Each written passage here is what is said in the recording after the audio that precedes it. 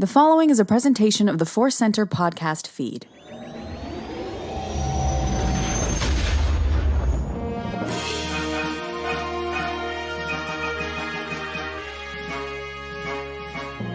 From the center of the galaxy, this is the ForceCenter podcast feed, and this particular episode is a deep dive, a Bacta tank of talk. This is probably going to be a big episode, so maybe a Bacta swimming pool of talk. We are going to discuss the great new Star Wars book, The Princess and The Scoundrel by Beth Revis. I'm very excited. Also, I'm Joseph Scrimshaw. I'm Ken Napzok. I'm excited too. We're going to talk about diving into open waters. Not one of my favorite things. But I would pop in a back to tank. But yeah, this is a lot of fluid flowing there on a nice planet. So. There were a lot of fluids in this book. That's a great way to start a review. We'll start with doing the fluid count. How many meters, measures, whatever measurements you want to use, how many cubic somethings of fluid was in this book? Who knows? Anyway, getting away from that, we want to let you know that today's podcast is brought to you by Audible. Get a free audiobook download and a 30-day free trial at audibletrial.com/ForceCenter. Over 180,000 titles to choose from for your iPhone, Android, Kindle, or MP3 player.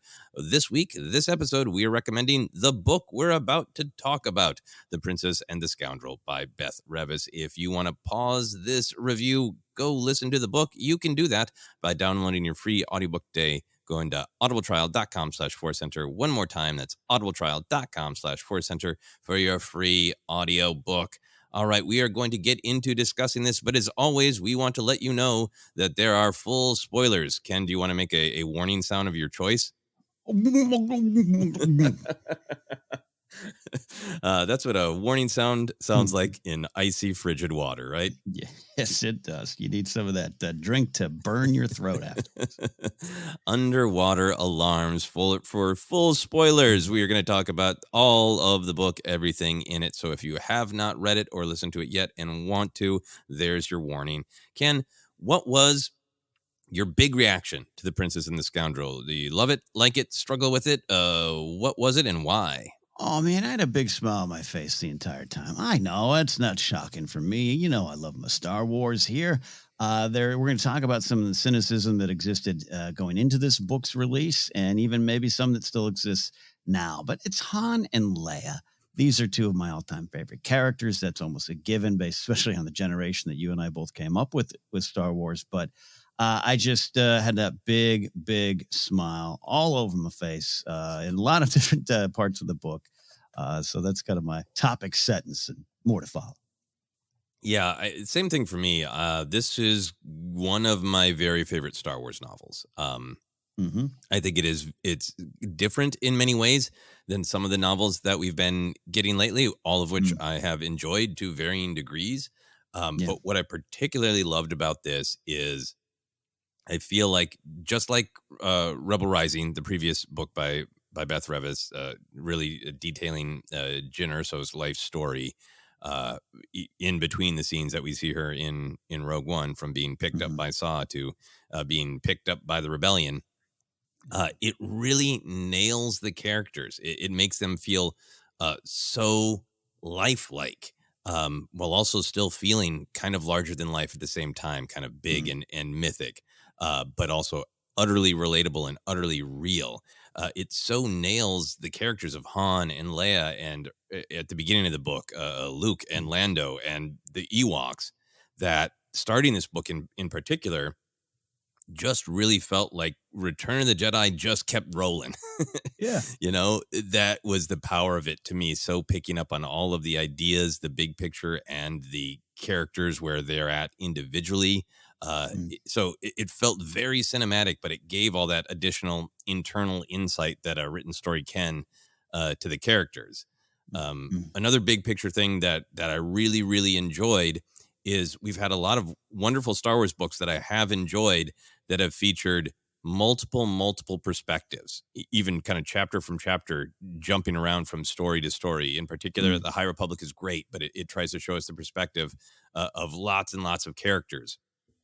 And it was a really fun and rewarding read for me, that this book is a limited number of perspectives. It's Han and Leia, and we just stay with them, right? So Yeah. that gives the book this forward movement that it really makes it feel like Star Wars to me. It makes it feel like an adventure serial. There's this forward momentum. You really want to turn the page to see what happens next. And I feel that way about the other books, but sometimes I have that experience where like, I'm loving this character. I love this character the most. And then there's that little bit of reboot and restart when you get to another character's perspective. And this was just like, it grabbed me and it went.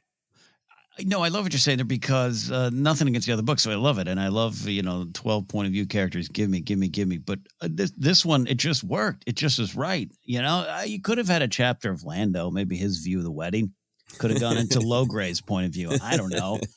But I just 3PO's like anger. 3PO's anger. It was streamlined, right? It was streamlined. And I think it needed it for these two characters. Again, Han and Leia. This is Han and Leia we're talking about. So it just kind of worked. To help move along. Like you said, it was once you kind of realize that's probably what's going to happen 4 or 5 chapters in, we're like, ooh, we're just ping ponging back and forth. Han and Leia. I don't know. It just, I relaxed and just was able to just read the book in a very easy, warm fashion. Yeah. And it was, I just think, very well written. So obviously specific beats are chosen that we can be illuminated by seeing them through Han's eyes or Leia's eyes. But then there's a lot of the book where they are together and you feel like you're both getting their individual perspective, but also like the story is just moving forward, right? So it just had that momentum. I also just think this was such a great way to do it, to just flip chapters, right? Because we got this insight into Han and Leia where we could see their love, their closeness, their, longing for one another, their frustration, while also having these, chapter exchanges that are almost comic level of, but here's where they are different in demonstrating not only the closeness, but the gulf, Right. There's the chapter around when Leia is in the room of the ship that simulates the environment of where they're headed and is, wrestling with the Force and Vader and trying to move rocks and going through all this stuff. And like Han's just kind of angrily eating pie. You've just been in him and he just kind of grumble. I want to be alone with my wife, pie. And then he walks into Leia's a little bit more complicated reality. And the way the chapters are done lets you celebrate this great sort of, they are very different. They're star-crossed lovers. So it lets us celebrate the differences between them and the deep love and connection. Yeah. Oh yeah. No, it was very effective in that way. This is again the time I wanted to spend with them on these characters and here's the thing. We get into some action. We got a third act kind of finale for the story that kind of emerges here. You could have removed all of that and just had like a 6-part Disney Plus documentary series, The Princess and The Scoundrel. And I just would have taken that in, just one of those, like, here's a snapshot of these two famous people at this time in their life, 3 days on a ship. And I would have been like, this is great. This is great. Yeah, I mean, the whole book could have just been the remodeling of the Falcon, right? Yeah. Interior decorating of the Falcon, because it was so wonderful to spend the time with the characters. Yeah, I really noticed that about halfway through the book of like, normally I'm a little anxious for there to be action because I feel like that is a part of the adventure serial roots of Star Wars. And I was like, wow, I am so engaged and there hasn't been a lot of action yet, There was a point. This is 100% true. When you started to see action forming, and I was like, I don't know. Just go back to dinner or something like that. Talk more about your feelings. Eat more pie. 2 other quick things that I wanted to be sure to shout out in overall reaction. These were phenomenal chapter closes. Beth Revis in particular is great at having sort of gut punch last lines of chapters that really summarize the idea of the chapter or the specific thing that character is wrestling with. Sometimes they have a little bit of a cliffhanger vibe, but in general, I just really wanted to compliment that because there's so many chapter closes that I just wanted to write down in terms of just the writing prowess to really say, like, here are all the ideas. Here's what's circling. Now, bam, here's how Han feels about it. Right. And it's really just sort of admirable in and of itself, but it also propels you to the next chapter to see what the next concrete, emotional gut punch conclusion is going to be. Yeah, well said. Because I as much as I love reading books and was a second grade, I think I won reading awards. I just sometimes I have a pencil that says I read well. I get a little distracted. I get a little bored with any kind of book. This is not just Star Wars. I just have this thing that's developed over my years. It's just like, all right, cool. 20 pages. I need to go do something. Right. Mm-hmm. And so I had stopped reading this book. We had talked about it. You and I had this book so far out from our review. I ripped through 100 pages. Then it was like, no, my homework's not due tomorrow. I'm not going to read it. When I picked it back up, I had a little bit of that rush. Like, oh gosh, how am I going to do this? I got like 250 pages in like 2 days I got to do here because life took me in other directions. It was so easy to read because of what you're describing too. And I can make jokes about myself and my dumb brain needs this, but it's not about that. It's just, it was such a smooth style. I didn't need to put the book down. Yeah, right. I read it in basically two sittings. Like I read I picked it up on a Saturday morning just to kind of see what the vibe was, and I read 100 pages. Yeah, some of them just standing around in the kitchen, and then I read the rest of it. Just set aside a day and read the rest of it, and it really moves, which is great. Last overall thing that I wanted to talk about and ask you about is, I felt like, obviously, this is called Princess and the Scoundrel. It's about their wedding and the honeymoon. They're in each other's arms on the cover. Mm-hmm. I felt in general like this was a, romantic and sex positive book. We got their longing for each other. It didn't, the chapters moved away as the full intimacy began. The cameras panned. Yeah. Yeah. It wasn't a space bodice ripper by any means, but it still had that absolute sense of romance and sexuality and sex positivity. And there's been a lot of discussion that I've seen about how genre films in particular they still have people who are in love, but some of the filmmaking style has moved away from, frankly, just like people being in the throes of desire, right? How do you feel about sort of sexuality, sex positives, natures of storytelling's place in Star Wars? And did you feel it worked in this book? This one, it definitely worked because this is one of the great love stories of our time, right? Especially if you came of age in the 80s. This is the one you looked at a lot. So I think it was definitely needed, and I think it delivered in that way, and in a Star Wars way. I mean, every once in a while, sex does pop up. I'm thinking some of the aftermath stuff, right? Wasn't there two characters that locked themselves in the back of a shuttle or something like that? Good job, Wick. Yeah. I remember that. So it has to be handled correctly. I also think as audiences demand more, and I mean that in a good way, and want a little bit more nuance or want to avoid tropes. I think, if it's the type of thing where I don't immediately need a character like Rey to need a love interest, right? If she works for the character, I think I like that kind of storytelling where we don't immediately need to go down tried and true paths unless the characters want to, so to speak. These characters have made this choice. They shared some of the best kisses in pop culture. So I think it all came together in a very realistic way. And from the sweetness of the wedding to Han just kind of, do we have to leave the suite? Like, come on. Like it was all good and handled in a Star Wars way. It isn't other properties that where the camera doesn't pan. The camera pans in Star Wars. The camera pans away. And this did it. I thought it did it. It delivered. It did it right. Yeah. I think it just really celebrated the characters in the energy that is in the original trilogy, that there is a deep love between these characters, and it is this sort of fiery, we are drawn together, we are connected, we love one another, we are there for one another, we see one another, there are tender moments, but also you frustrate me and you excite me, and that passion, that specific kind of passion, and I feel like I love that the book really embraced those tender moments that were physical, and those moments of just excitement for one another. So I thought it was great, and great to see a full aspect of humanity included in our space stories. Yeah, absolutely. All right. Yeah. Any other big picture thoughts before we get into the big themes of the book? Yeah, I want to just address the overall the cynicism going in. We touched upon it here, and we understood. We just, when this book was announced, it's a halcyon space cruiser hotel that no one can afford to go to, kind of thing, and that I think was justifiable. The raising one eyebrow. What do we got here? But for me personally, I remember we both discussed this. We both had this feeling. Hearing that Beth Revis was writing it was the hope that emerged for me of like it's going to be more than just simply a commercial. We can debate, almost every Star Wars property is a commercial, right? I mean, this is, where we're at with it. And I know, to me, just was such a warm character study of these classic characters. At the key point in their lives, we're going to discuss this big turning of the chapter in their lives, where I think they're kind of leaving the classic hero phase and moving toward not just what we get later on, but who they become. But so that, to me, the time on the Halcyon was fun, and it was not a distracting part of the story for me. That might not be for everyone, but it was not unlike the book on Batuu by Delilah S. Dawson, which we both love.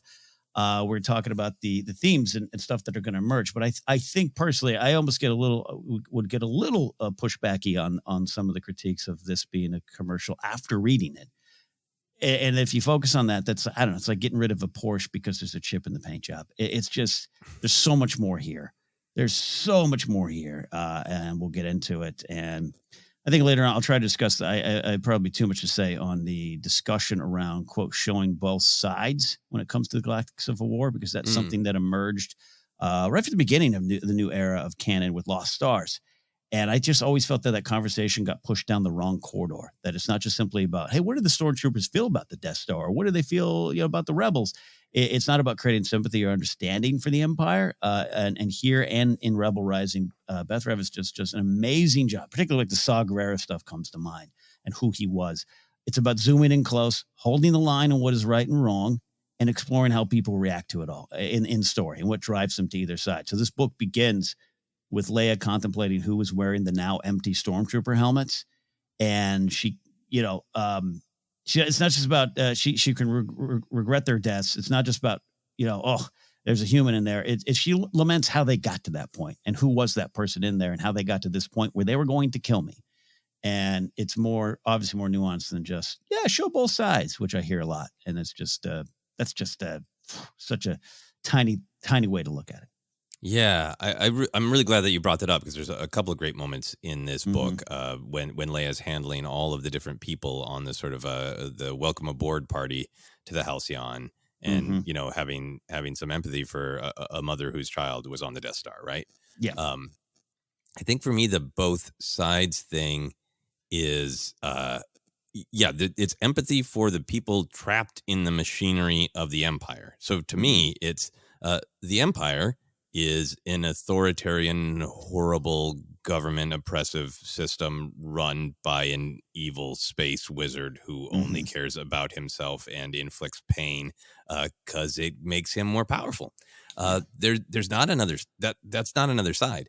So I think the empathy that we see from Leia is Palpatine's empire has many victims, including people like the planet of Madurs, who he are directly being attacked by the Empire. Yeah. And then foot soldiers who ended up stormtroopers who were either forced into it, because they had no other financial opportunities, forced into it because they were absolutely lied to. Those stormtroopers, some of them are probably true believers, but some of them are also victims, of the tyranny of the Empire and of Palpatine. Yeah, and that's right from the get-go. That's the first page is Leia, like the fires are burning, the Ewoks are dancing, and that's where I was hooked. This book had me right from literally. I remember like talking to you about it off air like that. That was some of my favorite writing ever in Star Wars. Was just Leia looking at it. It wasn't a joke about, those meat-eating Ewoks are playing stormtrooper helmets, right? You could just look at it like that. It was a realistic look at it. I love what you're saying. Like this, those could have been victims as well. And it's all about how we got there. It's not just the war; it's the years leading up to the war. And I think a lot of it goes back. I love Clerks. I love Kevin Smith, but I think a lot of it comes out of that. Like, there was contractors in the Death Star. The rebels might be the bad guys type of jokey conversation that sometimes just gets confused into an actual analysis of what was going on in this story, because it's powerful for what goes on in our real world. Yeah, absolutely. And I really like the empathy for people who ended up in a bad situation, but in Leia's mind, there's no question of like, well, maybe we should hear Palpatine's side. Palpatine's side is destruction and pain and the domination of one over all. Yeah. There's no gray area in Palpatine's perspective, which is ultimately the Empire's perspective. But there is empathy for the people trapped in that situation. Yeah. Yeah, so I also want to be sure to mention the cynicism thing too.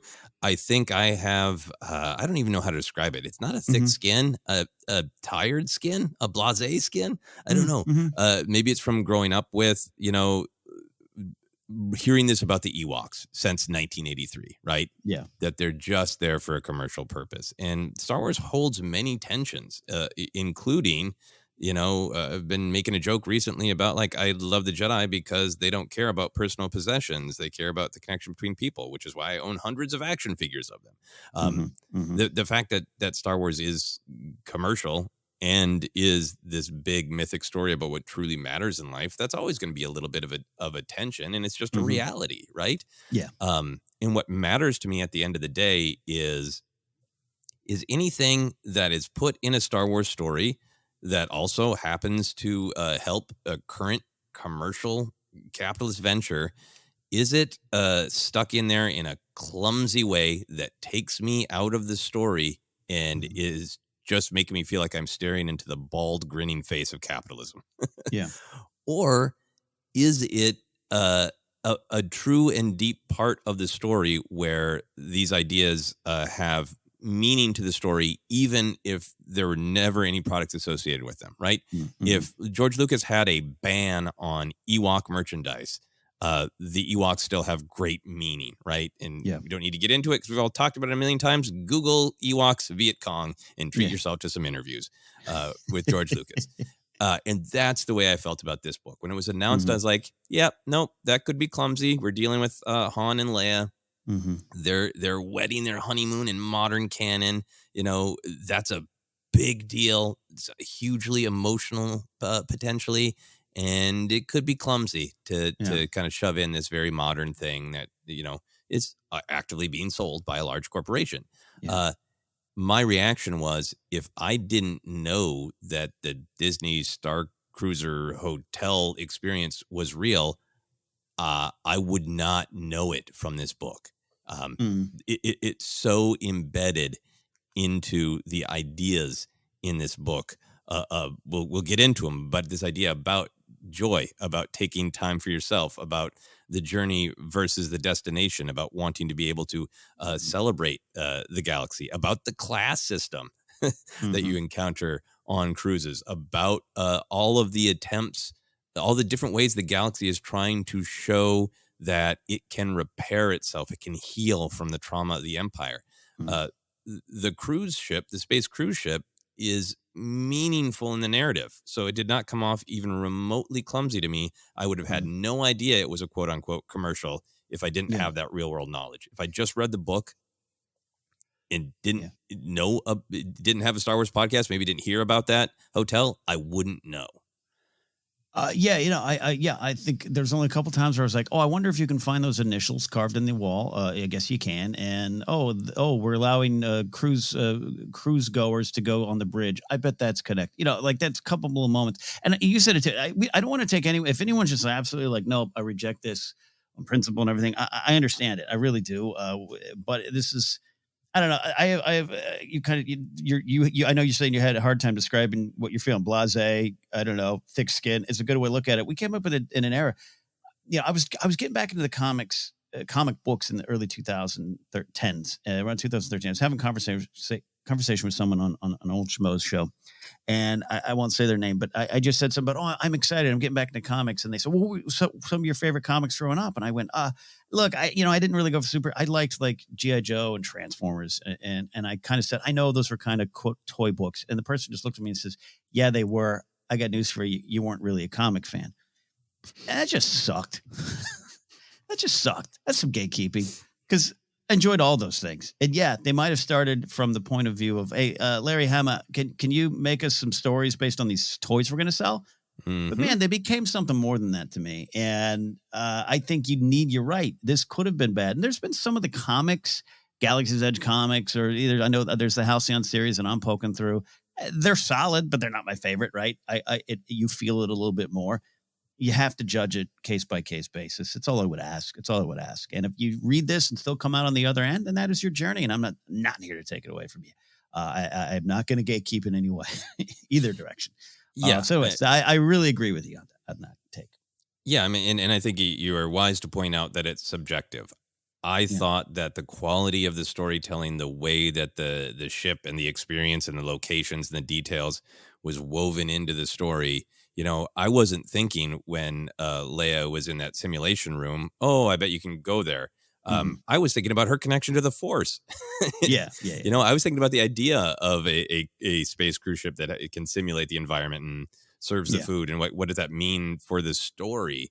But that was my personal experience, and if other people bump, then that's your taste and bump your away. Experience. I will say that I did when I was reading this book, I was like, I got to take a break to eat, and I can't physically eat a salad and read this book. So I want to watch something, and it's like, oh yeah, I haven't watched the Lego Summer Adventure, and it was kind of perfect because I forgot that the Lego Summer Adventure is also absolutely setting up and advertising the Halcyon. Yes, and that's where I felt it a little bit. I didn't feel it in the book, but when I was like, oh, and now all these characters go to that room, so we know we can go to that room. It's like, okay, I get it. It is a concerted effort across this large corporation that wants to tell meaningful, deep stories and also make money. It's a reality. Hey, it's a reality. It's a reality. It's like when your favorite podcast runs ads. It's a reality. That's what has to happen. Indeed. All right. Well, I'm sure we're going to revisit this a little bit more as we get into the big themes and did a cruise ship play into them or not? We're going to find out. Are you ready to discuss the themes and the big ideas, Ken? I am. So for me, the biggest theme in this whole novel, this story, is this idea of unification. The actual word is used multiple times on a straightforward plot level. This story is literally the marriage, the unification of Leia and Han. On a galactic level, it is this moment immediately after the shattering, the assumed and questioned shattering of the Empire, and the first stumbling steps to reunify the galaxy under a fledgling New Republic. Then on a really kind of intimate, personal, internal level, it's Leia's struggle to unify all the parts of herself, all the potential paths in front of her in this moment. I think Han is also working to unify his past as a rogue and a scoundrel with his commitment to Leia and their shared future, and his own thinking about, well, what's this new galaxy? What's this new possibility? So he's doing some unifying as well. I don't think it's as complex as Leia, but we can discuss and debate that. I pulled out a few quotes that I think really kind of underlined this idea of unification. Good. On page 130, this is a Leia chapter. Anxiety twisted inside her. He knew who she had been, but neither of them had really talked about who they wanted to become, how they wanted to grow and shift as a unified front rather than individually. Obviously, Leia thinking about the path forward of she and Han become a team and not just individuals. And then on page 99, this is Captain Dicto of the Halcyon at his sort of welcoming speech on this first voyage where the company has taken the ship back from the Empire. And Captain Dicto says, "Our stories have all met at this point here now. We are all a part of one another's shared journey, tied together in this moment." Leia's breath caught. The captain's words reminded her sharply of her own thoughts when she accepted Han's marriage proposal. So those are just two examples. Flip to a page and you will probably find an example of these ideas of unification. So, Ken, did this overall theme of unification make sense to you? Did it resonate? What was powerful about it? What are your thoughts? Yeah, I absolutely. And we're going to talk about it, I'm sure. But the Great Tree on Endor is a great example of that too, where it kind of started sinking for me.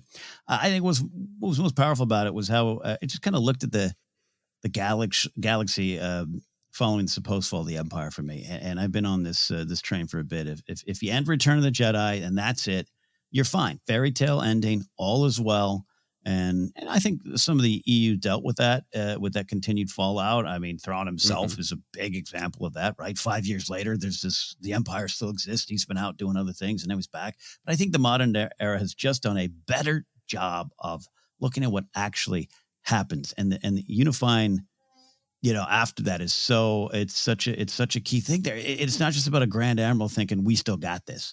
It's like you talk about, it's about a rich family saying my son died on that Death Star. It's a hero's not getting rest and real life being pushed aside or rushed. It's a new government trying to convince people they're actually the new government. And, forget about an imperial station breaking apart a moon. Madurs doesn't want to be part of another government system selling them the promise of safety because, that's all right. Thanks, bye. All of that kind of, how do you build from that? How do you unify from that? So it was a very realistic look at unification that comes from that kind of change and also from the declarations of love, right? I mean, that's a big one. It's at the center of this there. So I don't know. I just really love what she did with that. And we know where Han and Leia go. We know where we pick it up in episode 7. And I've always personally been a fan of that. I know some people don't, but this shows that these two characters truly become unified. You see where the stress points are. You see where maybe this is going to cause problems later. But it drives on the fact that no matter the state of their marriage, no matter what it might have been legally on paper, I filed the separation paperwork. Han's on the Irvana. Doesn't matter to me. The love is there. The unification is solid. That never changed. That never changes. And it just lays kind of a hopeful unifying groundwork. So there's that word unifying. And it struck a chord. I love everything you're saying, and we can have the canon debate. I do not think that Han and Leia are space divorced. I think they're space separated. I don't think there's any paperwork. I don't think they went back to Endor. Is Chief Trooper here? We need him to sign something. Yeah, I don't think Leia, dispatched Colonel Emat to the Irvana with paperwork. No, they just their heart was broken, and they were both struggling to find a way forward. It wasn't about one another. It was about this moment of really agree. They probably would have been stronger together, but they were both too heartbroken, right? There's no love lost between them. They are clearly still in love in The Force Awakens, deeply, to me. Anyway, but I really agree with what you're saying. I think that's what I really liked about the theme of unification, the fact that it went all these layers deep from Leia and Han's internal world to their marriage to the galaxy. So much of this was about, the galaxy. Yeah. And what I really like about it is that such a huge theme of Star Wars is, stronger together, right? Let's work together. We're all connected anyway. We're all symbionts with one another. So let's all work together for the greater good for everybody. And I think these are things that we hear, at least I think you and I did just culturally growing up, right? These are Sesame Street lessons. These are kindergarten lessons, right? Of play with others, work well with others, bumper sticker things of, don't fight yourself, be your whole self. And we can all nod and go, cool, great. Yeah. Yeah. Those things are challenging because all of these things get in the way, right? Fear, doubt, actual different needs, right? It's great to say, let's all come together. But then you run into a thing where but these two planets, these two cultures actually do need different things. So they have to find a way to compromise. These two people, Han and Leia, love each other, but they do actually have different needs. So they have to find a way to compromise. You go to that internal level and I'm only alive for so long. I have limited time to explore the 5 paths in front of me. That's a challenge to unifying yourself, right? So I feel like what the book does, and what you said so eloquently, Ken, is it takes this big picture lesson that I think culturally we all kind of nod along and agree with, and it lays out all the challenges of finding that unification and watching characters, communities overcome the fear, the doubt, the legitimate differences, the legitimate concerns, to find moments of being truly stronger together. Yeah. Groundwork, framework, whatever you want to say. Yeah, absolutely love that. And just I to the point of, I'm sure it's probably annoying because I say it so many times. I'm obsessed with this idea. The morning comes on Endor. The celebration's over, and the Shattered Empire comic picks up even quicker, right? And this book references it. I love that. I love that we get to go on. I love that the lessons there. I love that JJ's like, hey, what if the neo-Nazis came back? We're going to deal with that. We're going to deal with these kind of repeating themes of evil and this and that. And this is, it's a space fantasy. They're on a flying hotel, but you're dealing with something just so realistically. And I think Beth Revis is absolutely become, probably already was, but has become one of my favorite Star Wars writers. Just dealing with the complications of it all, dealing with the girl, Jin, on her own, being raised by a warrior who's got such a right heart, but just goes about it in a wrong, complicated way. It's all realistic. And how do we all get to one point? Yeah. Yeah, and I think for me, the fact that it was just so multi-layered, and you could see the way the layers interact, and you can even see the different people's perspective. That's what I said at the top. This is probably one of my favorite Star Wars novels. It's the quality time with Han and Leia. It's the amazing. Like I can hear Harrison Ford and Carrie Fisher delivering these lines. Their fight on the ship was like, it's perfect. But it's also just like that. Every page has these great insights that go to these themes, or that a little passage on page 214. I didn't write it down, but Han's just kind of sitting there thinking like, I kind of understand if you're a self-sufficient world, you don't need to be a part of a bigger government. Why don't they just leave you alone? I can kind of respect that.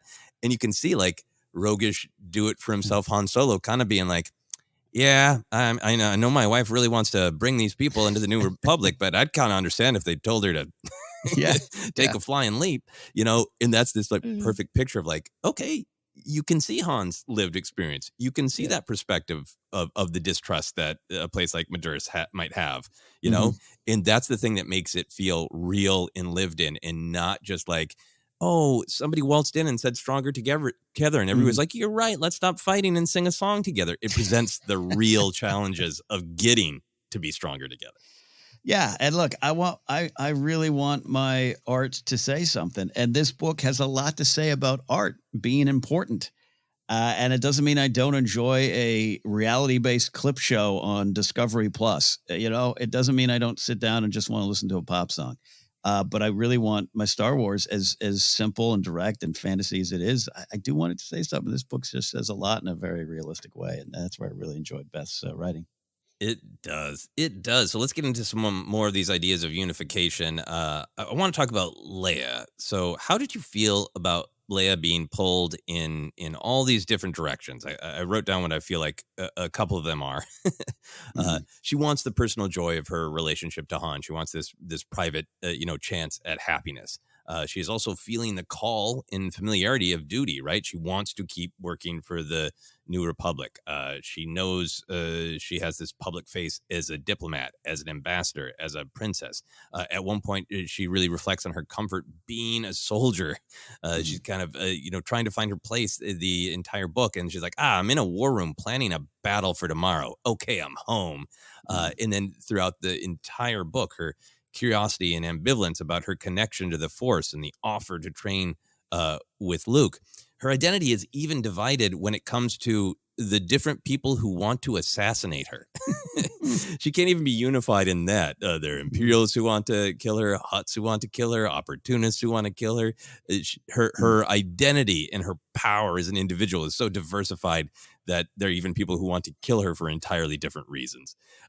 So how did you feel about this, that being such a big part of the book of Leia's struggle to find unity in her own identity? I mean, it's first of all, it's a long list when you hear it aloud. Woof, that's a lot going on. I've always said I'm one of those folks. I'm not alone. Clearly, that Leia is the best example of a Star Wars character, or just the best embodies Star Wars. I've been asked that on podcasts before, right? Like, what's the best Star Wars character? But it's almost impossible to answer, right? Because Wuher might be it. But Leia to me is the best all-around example because she to me just embodies so much.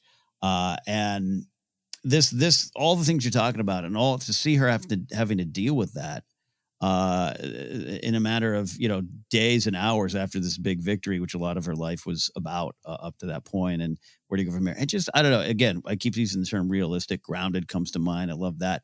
It just shows the well-rounded nature of this character that we love, and how that does sometimes come at a heavy cost to herself. Who she is, and trying to find out who she is. There's a great quote early in the book. I didn't write as many quotes down for this one because I've just having so much fun reading. But there's a great quote of she says, I'm just tired. I'm just tired. I think the line is, I'm tired of being a hero or something like that. I wrote it way far down. I'll get to that. She was just so tired of being strong. Okay. Very realistic. Yeah.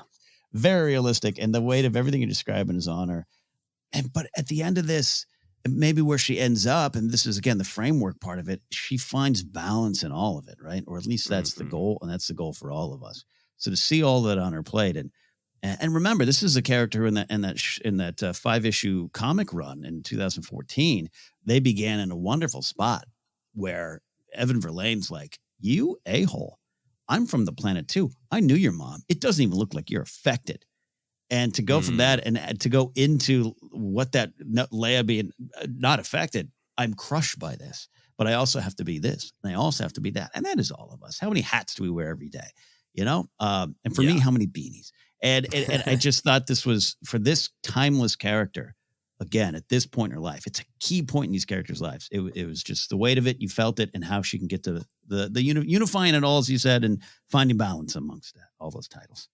Yeah. And I mean, it's such a great place to explore this, right? Because, the morning after the Battle of Endor, and, hey, you want to train the Force? Hey, you want to build a government? Hey, you want to keep fighting? Hey, you want to get married? It's like, it's a great way to kind of push on all of these different ideas of who she can be. And it is, it's so deeply moving and relatable. I think so many people feel this way. I know I really feel it. I want to do too many things. I've probably injured myself at points in my life and career because I want to do too many things. I want to be more people and have more careers than I can in the years that I'm allotted on this earth. So to see Leia kind of wrestling with that was really, really powerful. And I feel like this idea that at some point, she's going to have to make some practical choices of here's where I'm literally giving the most time.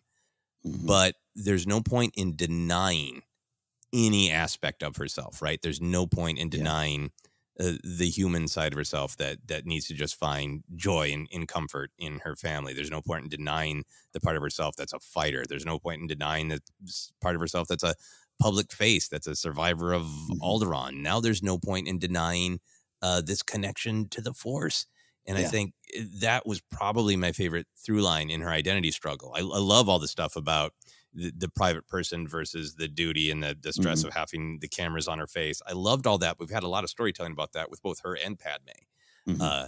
So the Force stuff was so fresh. And I feel like in some ways that's the through line where she got the most closure, right? That she was finally able to use the Force when she looked inside herself, right? And was not trying to control the Force, wasn't just asking or commanding somebody else to do something, but just reached inside, connected with herself, and then reached out and just asked for help. And then, the creature, the Edont responding, that's such a Leia thing of like, okay, I looked inside myself and I just intuitively looked at my own truth and I put that out into the galaxy.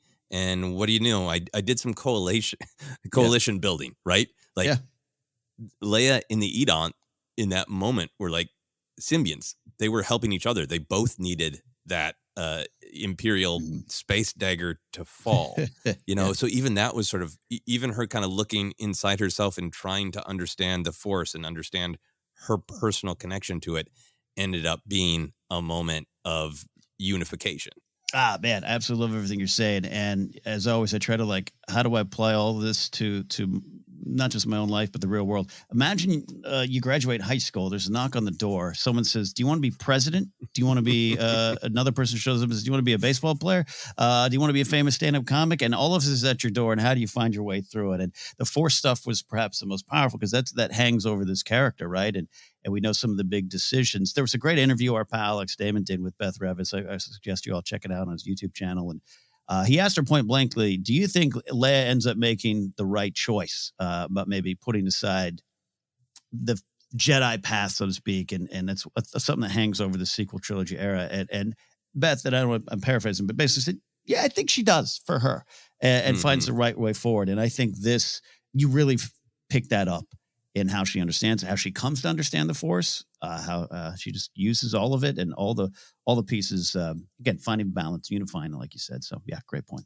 Yeah, because I think this is her at this moment of really having to recognize all the parts of herself. Which parts of herself does she want more time with? Which parts of herself is she saying like, but this is my responsibility and I have to, and I actually can't just relax on my honeymoon because it's a part of myself. Like I want to be working. I want to be an ambassador.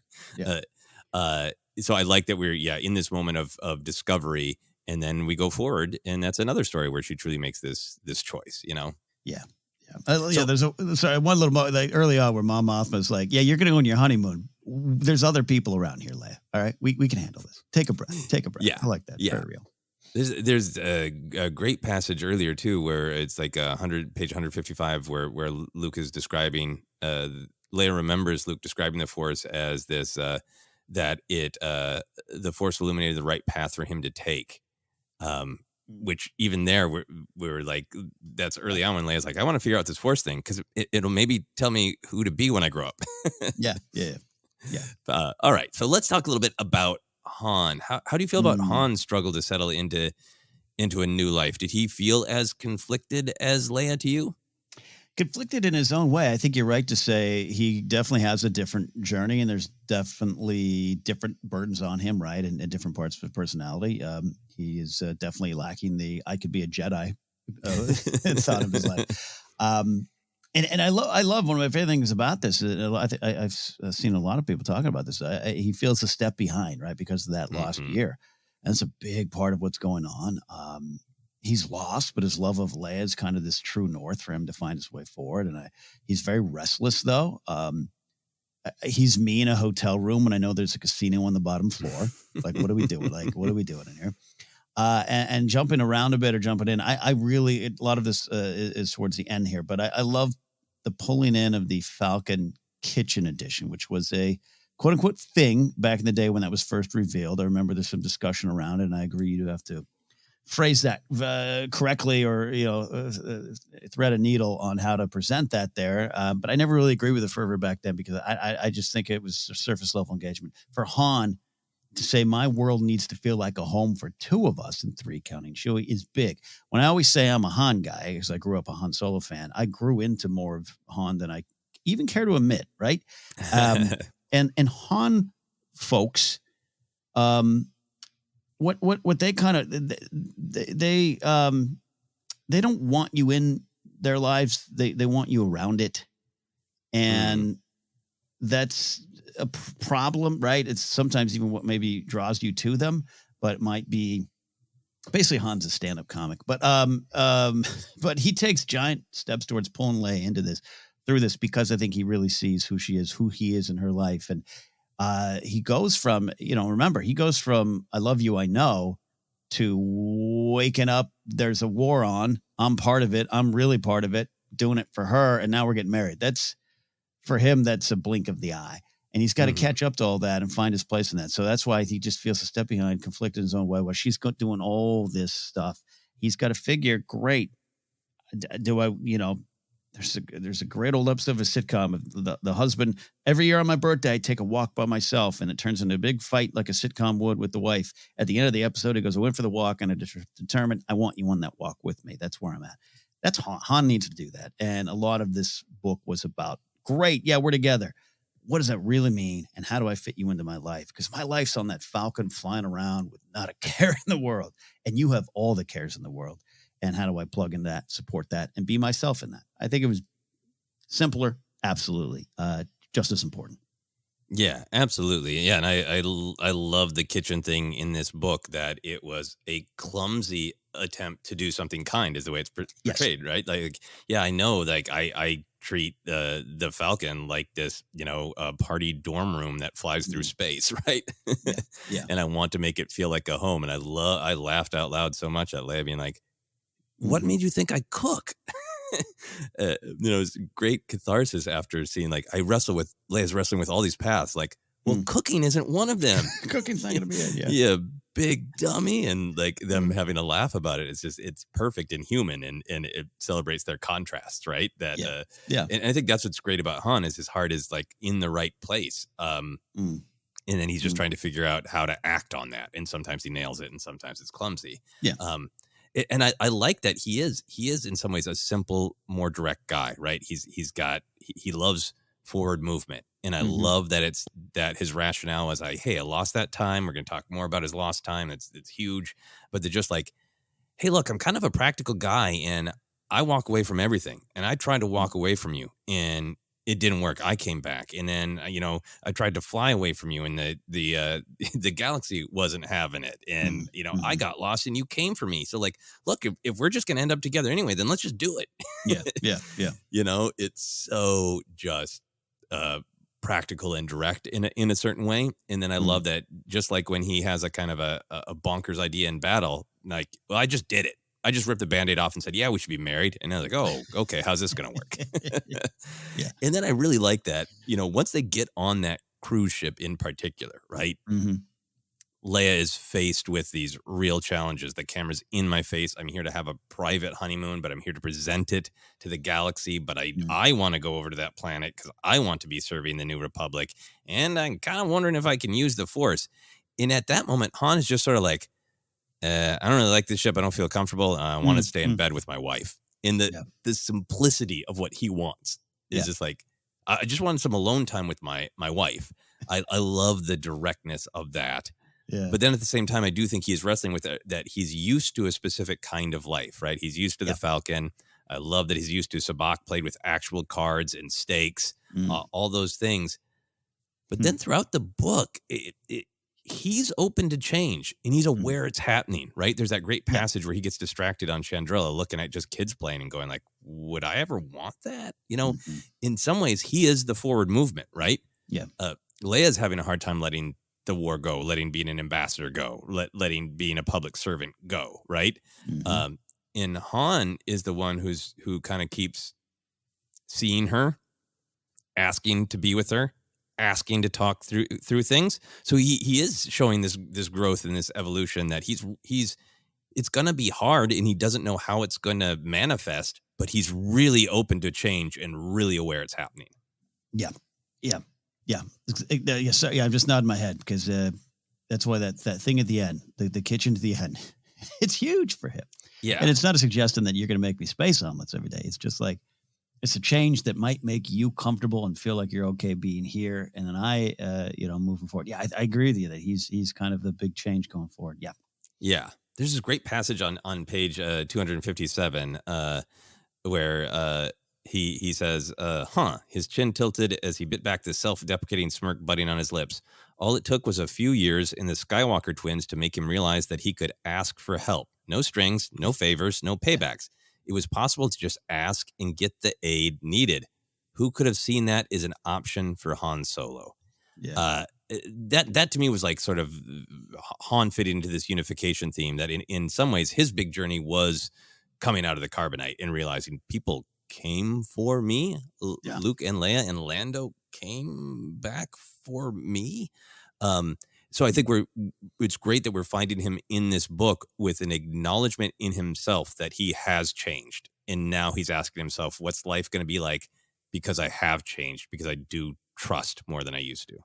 Yeah, I love tying it to him coming out of carbonite, almost a rebirth, if you will. We all know the character so well. There's a great little exchange of Lady Proxima, and there's some wonderful stuff about Kira and oh no, you ran into my ex-girlfriend, that kind of thing. But like, what the lack of protection that he felt in that time, and the character we know so much, and so he had no love for the Empire, but he had no love for any other cause beyond himself, and that's all been clear. I love how you're saying he emerged. He's trying to catch up. He's trying to figure it out, and look around. He has his true connections. He never really had that, and I don't think he really had that until coming out of carbonite, right? No, he emerges changed. He emerges changed, to be clear. He has it with Chewie, but he doesn't fully acknowledge it to himself. Chewie, absolutely. Yeah. So obviously there are a bunch of different images, ideas of unification. You mentioned the great tree on Endor literally being its own tree, but connected to all other trees. Great stuff. The Leia's great hope that Madurs will join the New Republic. Han and Leia's moments of actual romance are literal, physical unification. Out of all of these ideas of unification, were there any that were particularly impactful to you that you wanted to touch on? I start with the tree because it just was so beautiful. I love Bright Tree Village, right? I kind of want to climb this tree in a video game. Can you do that? So that was a good way to just kind of illustrate it. Very poetic. And then the end result of again taking the giant space sword of a space station out of the planet. there's a lot of things to kind of be like Han. Yeah, no, I get why the Prime Minister Jens and the people in Madurs might not want this, but to come around to it and just see, again, similar to what you're talking about with Han, we can get help. Help's available. Connections are available. The right kind of connections. People aren't using you. I love Leia saying, no, we'll pay. The Republic will pay. Not alone. We'll pay. Small thing, but it really tied it all together just kind of when the ice melts or reforms on this planet, to be clear. You got that kind of strength, true strength and unification. Yeah, that great display of just like, we are not, almost like what Han was thinking about, right? That he could ask for help, no strings, no favors, no paybacks, like Leia offering for the New Republic to just pay. It's not a loan. We are showing you that our intent is to, a rising tide lifts all boats, not on your planet because it's a nice planet. Yeah. But really that sentiment that we are stronger together and we want to show you that we're genuinely reaching out to help. It was really powerful. I think for me, ultimately, the idea of unification, I loved all of it, but it was really Han's, journey is always to not be a grump, but to see and accept Leia. And these two quotes really got me. It's page 171 when they're fighting. And Leia says, "You knew you were marrying an ambassador and a politician when you proposed to me." And Han says, "No, I thought I was marrying you." Han watched his words hit her like a flechette, each one a piercing blow. So you see kind of like that dark side of, Han's anger, right? And Han being able to know exactly what is bothering her, that she is trying to be all these different things, all these different people, and Han being selfish and impatient and just wanting his time with her. In comparing that to this great passage at the end, which in some ways to me is like the emotional conclusion of the book. We're on page 232, 233, and it says, Han understood now she was not just his wife, nor was she just the people's princess. She was Leia, and Han had to love all of her or none of her, even her blood. Leia fractured herself for everyone, the strong warrior for the rebellion, the savvy politician for the Senate, the gracious leader for the people, but she was whole in front of him, multifaceted, and sometimes cracked, but whole. He had to love the whole of her or nothing at all. That was the way of it with Leia, all or nothing. He chose all. I just love that this insight comes from Han, right? Yeah, who can be grumpy and clumsy and deny connection and struggle with his feelings, and that this is in some ways the great love story of like, I see you, I see all of you, and I accept that you're multifaceted. Is what else can any of us want from love but from somebody who truly sees all of us, including flaws and challenges, and says, I accept all of you. And to have this great emotional truth and to me, this sort of thematic, ribbon being tied into a bow of this story to come from, grumpy, sometimes emotionally challenged Han was really powerful. Yeah, no. Well said, well said. And then Peter Gabriel started singing, "In your eyes." Exactly. In your eyes. Yeah, absolutely. All right, let's get on to this other big theme then, if you're okay moving on. Yeah. It's kind of hinted at in that passage, multifaceted and sometimes cracked but whole. There's a massive theme of trauma in this book, which makes sense. We have real specific traumas. Leia is haunted by the very recent Vader revelation. How she feels about it personally, how it affects her connection with the Force, what will happen when the galaxy inevitably finds out. Han is haunted, like you were discussing, by that lost year of his life in carbonite, the literal pain and shock and isolation of it. The planet Madurs is a beautiful, artistic place that has been literally stabbed by a giant dark blade, and it is coming apart right before it unifies at the end. There's so much about trauma. Did that resonate with you, and what was powerful about the depiction of trauma in this book? I think for me, I looked at the galaxy and just as a whole having perhaps the biggest open wound, and how I've never really stopped to think about the second Death Star blowing up, the Emperor falling down a shaft. Whether he appears later, decades later, it doesn't matter. He's gone in this moment. He's gone in this part of the story. And that's been victory for me growing up, right? Yay. Again, Ewoks dancing. And it is that. It's also a lot of things. And it's also a big trauma to the galaxy, and including not just the moment, but what led to it. Decades of oppression, even going to Clone War and everything going on there. It really kind of resonated in this book for me. I really mean that. It just going around the way she took the Halcyon itself and turned it into how people deal with what happened and who was already dealing with it or who was already kind of not dealing it. Going back to the interview again with Alex Damon, she cited this idea about I had a small window from the end of Return of the Jedi to wherever I think in the comics or the books that these characters kind of separate, right? Not in terms of love, but just in plot. I have a small window and they're on this cruise ship. Who would already have bought and paid for tickets, right? Mm-hmm. Who would already be there? And this idea of some of the folks don't care. You mentioned it. Even a cruise in real life, you will see different classes. Look at the James Cameron Titanic. That's a documentary, right? You see it, right? You see it, and it gets into some bigger issues. But anyways, just reminded me that the galaxy needs to heal, and that's a lot of what the unification stuff is. But that's the biggest trauma. And then Han and Leia have some great wounds to heal as well. So that was there too. Yeah. No, I love that. And I love that idea of like, who would be that's so great to hear from that interview. I haven't had a chance to watch it yet of like, the people who would be on this cruise are the people who probably would have taken it if the rebellion lost. Yeah. You want to take a celebratory cruise? Yeah. For which side? We'll see.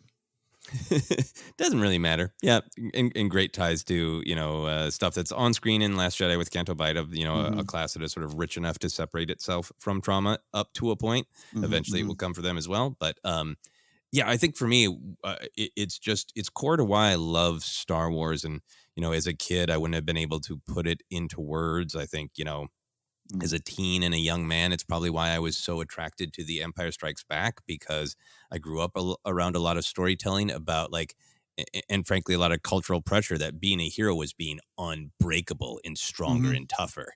And to see heroes that were true heroes, they were cool and you wanted to be them, but also they were wounded.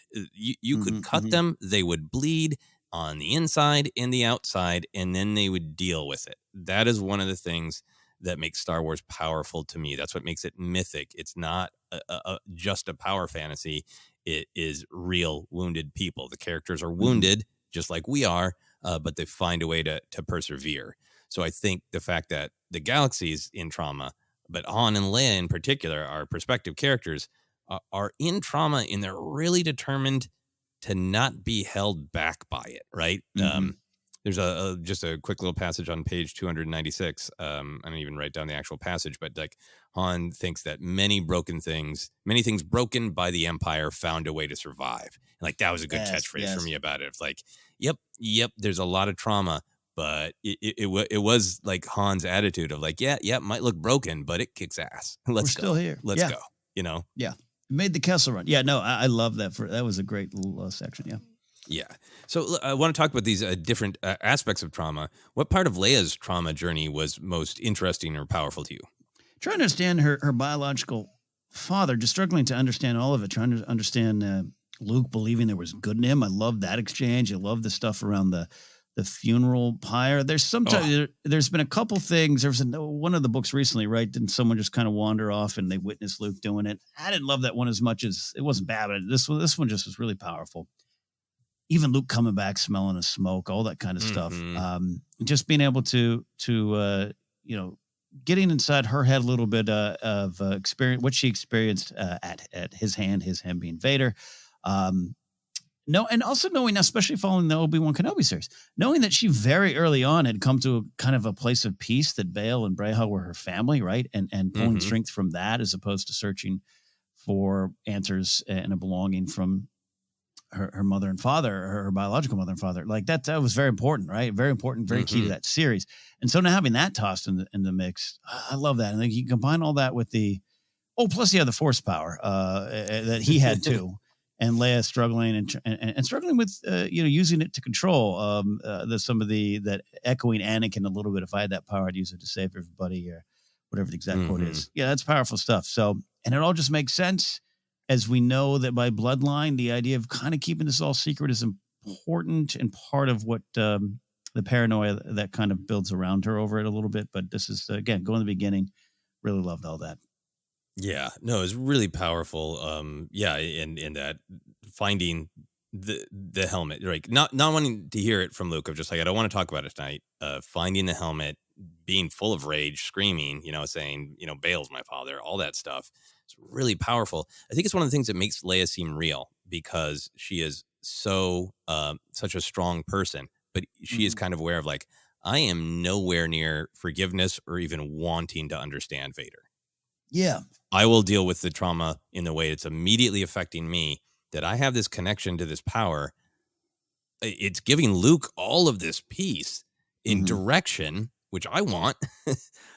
And it's a power. Therefore, it's a responsibility. I might be able to use this to help people. So that she's like the Vader is my father, this monster who tortured me and my now husband and everybody in my life.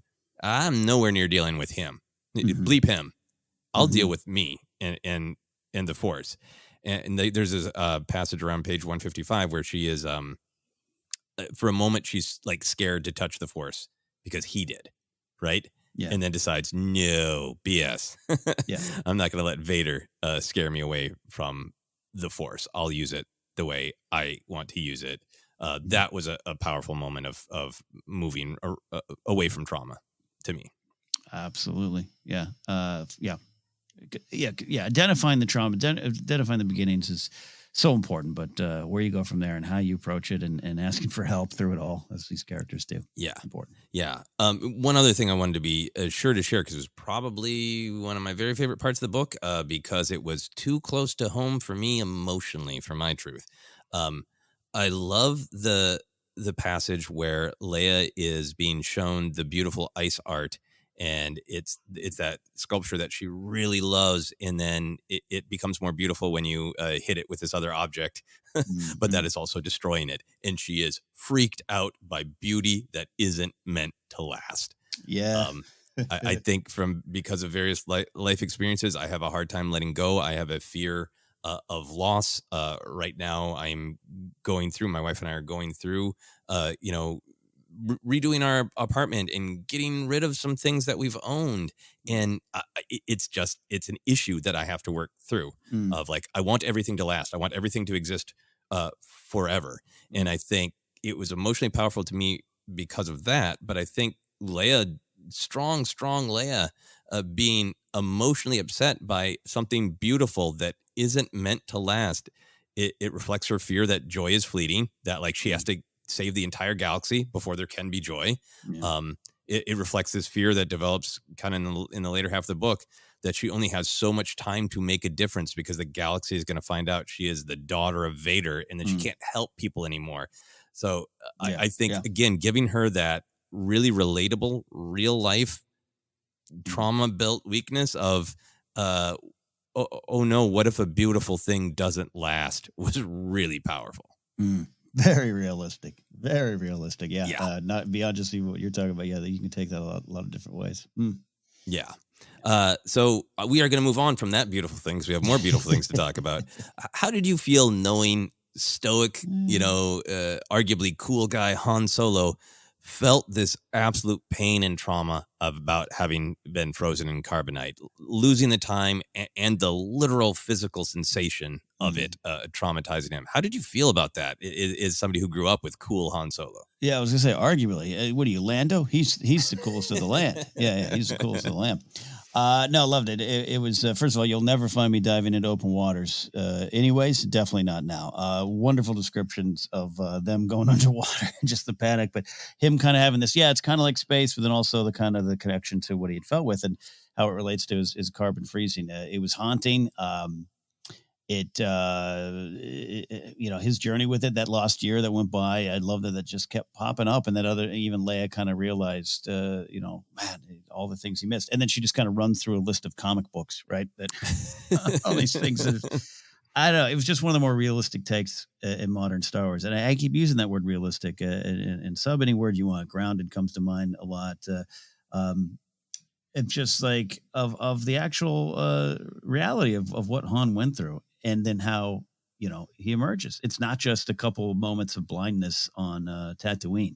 Again, imagine everyone's come and rescued you. Everyone's you have these stronger connections, friends, and love, but also just like, whoa, we're doing this. Like, we're getting married, we're doing all these things, and like, who was I? What was I feeling? And just the pain, the feeling.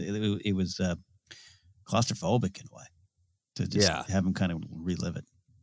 Yeah, I mean, I really liked Leia reflecting on, like, yeah, they claim that it's not painful, but he was frozen in a moment of real physical pain, and her being so attuned and sensitive to, like, yeah, he might experience, trauma flashbacks in the water or in a confined space. So I love the let's own the physical pain of that. But then I really liked that it dove even deeper to be like, obviously anybody who is frozen in carbonite against their will would have trauma, right? Yeah. But it cuts to the core of Han as a character, right? Because Han is somebody who wants to decide his fate. He wants forward movement. Anything's better than just sitting around, right? Yeah. He wants to do the next thing. In carbonite is the opposite of all that. It is isolation. It's the inability to move. It is his agency taken away from him for a year. And I love that it kind of dealt with that too, and kind of explained this Han who is like, came out of it. I mean, when I was growing up, this was a common criticism of Return of the Jedi, particularly as I got in kind of my teen years and around a lot of other men who wanted to show how strong they were, right? Like, Han's the coolest guy ever, and then he gets frozen in carbonite, and then he just has no character in Return of the Jedi. He's just basically just like does whatever Leia says. Like, that was a thing I heard a lot, right? Of criticizing Han for being just kind of weak and falling in line. So I carry a little bit of that baggage of hearing that opinion a lot growing up, and it's really rewarding for me to read a book that really treats Han as a fully fleshed out character who would be greatly traumatized by being in carbonite, in that it would affect his choices, that he's really like, okay, great, what's next? Let's go. Yeah. Very grounded, very realistic. Yeah.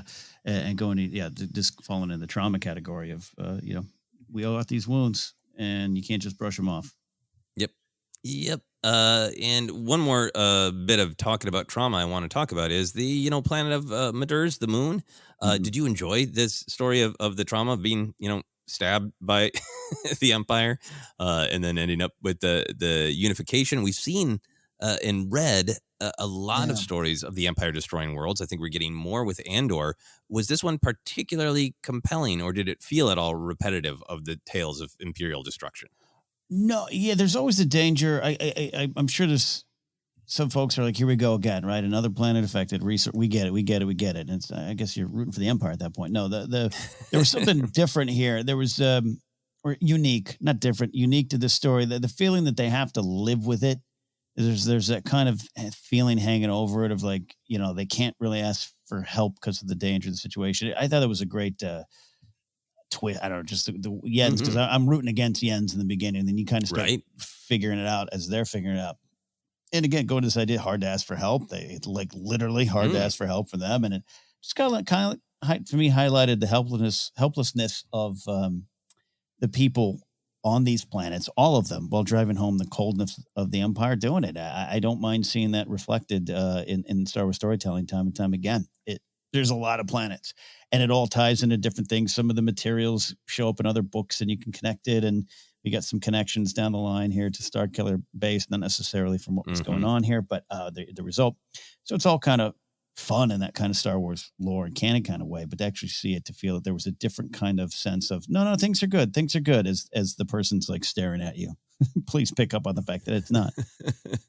Yeah, you're right. That was a really great twist. And I was in the same thing of like, it felt like Jens was in denial or, in cahoots. And I think they built that up too, of them both feeling like, is this like Bespin? So that is a great twist. I think the reason it worked for me is it felt mythic, right? There's a, to me, beautiful lack of subtlety, that it's a beautiful planet that has been literally stabbed by a dark blade from the Empire. I love that there's nothing subtle about it. But I think what was powerful about it is the way the culture on that planet was developed, is that it had the absolute beauty of being sort of a unique, beautiful world. And beauty in this book is really something that is highlighted, that beauty is to be enjoyed. It's what makes life worth living. So there's this power of it being this beautiful artistic place, and that makes the Empire's violation, bad. Yeah. But then at the same time, with all of the Fisher people, right? There's this working class vibe, and there's this great Star Wars story of being in tune with the environment. So I think in this one planet, kind of all these aspects of things that I think are culturally coded for us to be good, to be working with your environment, to have a strong working class with its own traditions and language and perspective, and to have a society that is functional enough that it has time to make art for art's sake. Mm-hmm. It turns his whole world into almost like before the Empire came. It's pretty ideal. Yeah. It makes it, it makes it extra awful that this world that you can see would be great is being ruined by the Empire. And then the final thing for me, I think, the Leia perspective of it's going to be Alderaan all over again. And again, I can't stop it. Gave it an emotional power. Yeah. Oh, absolutely. Absolutely. She had to sit and watch that one helplessly. Feeling helplessness. So yeah, no, I love that, connecting it to her own journey and the big picture. All right, we are going long, not surprisingly, but I do want to take a moment to talk about this other big theme in the book, which is joy. The book spends a lot of time talking about joy, and I think the question is kind of raised of how and when to find joy. Is it safe to just find joy in the moment, or can you only experience full joy when you know you are safe? This comes out in specific ways. Obviously, the main plot of the book, or Han and Leia both have this instinct to just impulsively seize the moment and get married in the middle of all this. I think this is where the existence of the Halcyon to me really works, because it is plugged into the themes. A cruise is supposed to be joyful, right? Yeah. The ship is emphasizing the beauty of the journey as much as the destination. I wrote down this much longer passage. I won't read the whole thing. It is the character Riola Kevin talking to Leia about the idea that there's safety in joy, and Leia being kind of taken aback by that idea, that this sort of flipped her perspective. The idea that a feeling of joy created a sense of safety, that was true in a very profound way. Leia marveled at Riola, barely able to take in the bridge as the woman led her deeper inside. Joy was one of those emotions, like love, that burst forth unbidden and even unwarranted. It wasn't manufactured or cultivated. It simply was. And if one was in a position to feel joy, that necessarily meant there was at least some safety wrapped around one's soul. So Ken, how did you feel about this idea of joy? Is some amount of safety needed, or should joy just be grasped any moment it comes along? Caution. I always preach caution. I love this theme on a book based around this cruise and this hotel and all these things you can do to kind of relax. I think it's. I think you could again be cynical about that or laugh a little bit, but I think it really works, because especially based around this character of Leia resonates with me on the story of Leia, who's someone who constantly sacrifices so much of herself for others, right? And it's greater good. And this is what I originally wrote down that quote of. She was just so tired of being strong. And that might just mean order room service, or at least take the time to kind of recognize all aspects of your being. And I think there's something right and noble about that. There's a fine line between self-care and selfishness for me. You gotta, I'm a person who does like to work and finds a lot of himself in working, but also enjoys, I'm just going to sit here for 3 hours. So I got to find that fine line between when am I costing myself and those around me with my self-care, and when is it for me and for a healthier cause. So I think this book deals with that a lot. And the wedding following a war makes a lot of sense. Mm-hmm. It really worked. Yeah. I was really moved by that idea of sort of there's long-term joy to be built toward, right? The moon of Madurs, if it stabilizes and can get back to being this beautiful place that, hey, a cruise ship stops by for mutual enjoyment of beauty. That's a long-term goal. But then also this idea that Leia can treat herself to joy, even just a moment of joy, even before the long-term victory is had, that's sort of necessary, right? To keep yourself alive, to keep yourself happy while you're fighting the long fight. And I think the way that was reflected with the wedding ring was great. That this idea of that that was a frozen moment. Literally, it's frozen amber, right? It's this frozen moment of joy, and it's cracking, right? And her whole instinct is stop everything and do everything to protect it. And there's this passage on 221 where she's worrying that Han sees the crack in her ring, and he doesn't, and he just takes her hand, and that's the joy she needs. I thought that was like a beautiful way to sort of capture this, like, yep, we should absolutely be building structures to create as much joy for large societies as possible, and creating safety so more people can feel more joy, but it's not selfish to find joy just in a moment. It's necessary. Yeah, absolutely. So for you, was joy ultimately found in this story? Totally was. And, things like the little flower flies, the little flower flyers, and Ewoks crashing the bachelor party, a lot of yub-nubbing going on, and kind of the love remaining at the end of the trials and tribulations this couple goes through, and the connection growing because of those trials, tribulations, and adventures. A true Star Wars romance novel. And yes, a lot of warmth, a lot of joy all the way through it. And it did really feel like I was watching, not just reading, but watching Han and Leia during this time have this story and adventure together. Yeah, I so agreed. In the last couple of chapters, the way it all resolved made me really happy, because I really believed that the planet was going to be evacuated, and it was going to be, it's sad that they had to go through this trauma, but they will rebuild, right? And the idea that after all that, it wasn't perfect, but the planet was saved, and it was saved by Leia and Han using all their skills, right? Battle, Han's piloting, the Force, the economic power of the New Republic. Yeah. It was taking all these different parts of who Han and Leia are, and together, and by asking for help, they saved this planet. That was a real moment of joy. Love that.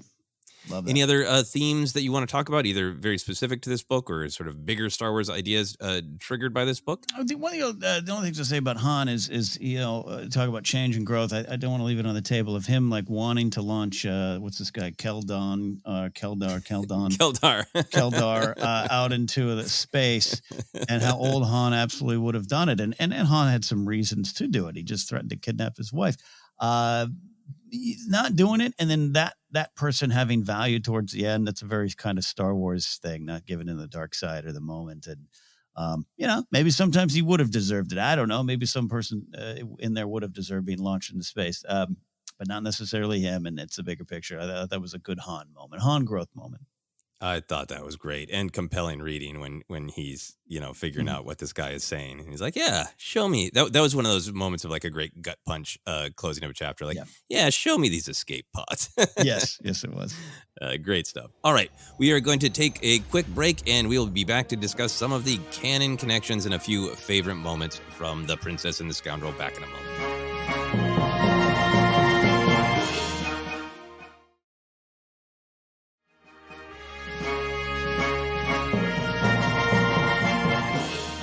And we are back to continue our discussion of The Princess and the Scoundrel by Beth Revis. We're going to talk some canon lore moments. There was, once again, a lot of canon stuff. I kind of tried to divide it canon into some of the categories of different kinds of storytelling that were acknowledged, tied to, all that. As always, I try to write down the stuff that interests me or I think is, maybe a bigger deal. I'm sure you can go to many places on the internet to find the complete list of canon connections. But I wanted to start with the ship itself, the Halcyon. I didn't really realize as I was reading the book that scratching the initials in felt totally natural to me. So it wasn't until way after the fact, it's like, oh, I bet you can see that. So we talked about that a lot. I did want to shout out the sort of assistant, the guide on the ship who is helping Leia and Han, Riola Keevan.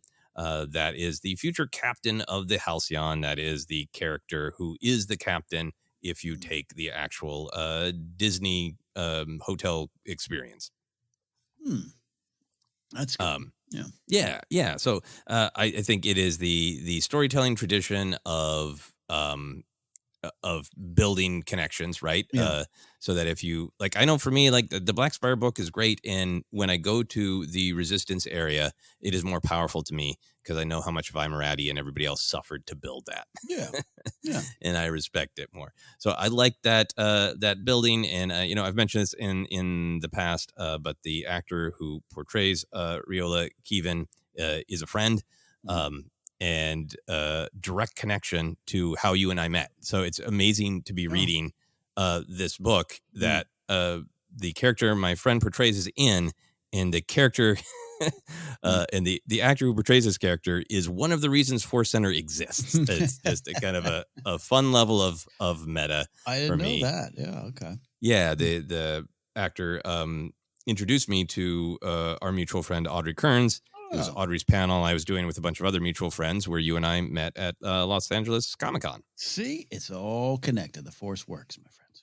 The Force works. We already talked about all of our Halcyon thoughts. So is there anything else that you want to talk about, or should we move on? Look, one day I'll get there. I'll take out 12 loans and I'll get there. And then I'm going to run right to the engineering room and look for the initials. Yep. Absolutely. And I get the concern and consternation that it is a Star Wars experience that we're being encouraged to take, and it is extremely expensive. I get that consternation about the Disney parks in general and about Galaxy's Edge, that it is out of the reach of many people. Mm-hmm. But I feel like, hey, these things are expensive. Not everybody can go to them. And some of this stuff is advertising. Absolutely. But some of this stuff to me is like, it's a part of the storytelling of Star Wars, and they're trying to make it accessible to everybody of like, hey, maybe you're not going to go to this hotel, but maybe you can still feel like, clued in on what Batuu is like or what the Halcyon is like through this storytelling. Yeah, no, I agree with that take. Yeah. And look, I don't know if I want to go anyways, because if I'm on there, I just might be one of those people that didn't care about who won. Yeah, I don't. There's that part of me is like, I know that you'll get the most out of it if you participate in the story, and everybody says that. Like, but you're telling me there's a bar where there are like people singing Star Wars space songs and universe songs. I just want to sit and drink and watch the songs. Yeah, exactly. All right. So there was a lot, of course, of original trilogy movie connections and mentions, of course, because this is immediately after the conclusion of the original trilogy and two of the main characters.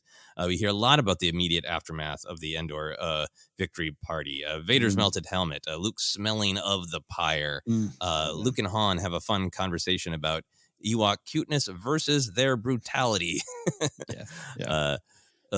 Luke and Han talk about the kiss with Leia on Hoth.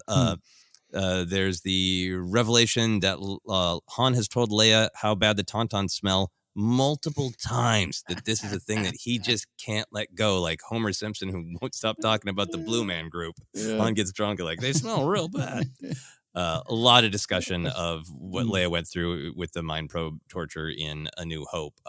It's a great little idea that the Bespin takeover in Empire Strikes Back was part of a general push by the Empire to get more fuel and resources to build the second Death Star Leia is starting to put together, which was a chef's kiss for me. I love that. Love it. So out of all this, and there's many more, what stuff worked for you? Where did it land on this is a logical continuation of the character versus this book is just sort of referencing a famous thing to tick a box? Well, I'll actually just start there. I think Beth Revis had just as much fun getting to a lot of the stuff as some of the other authors have had recently. And I think Star Wars books are on a great roll right now with just great books, with a lot of fun connections.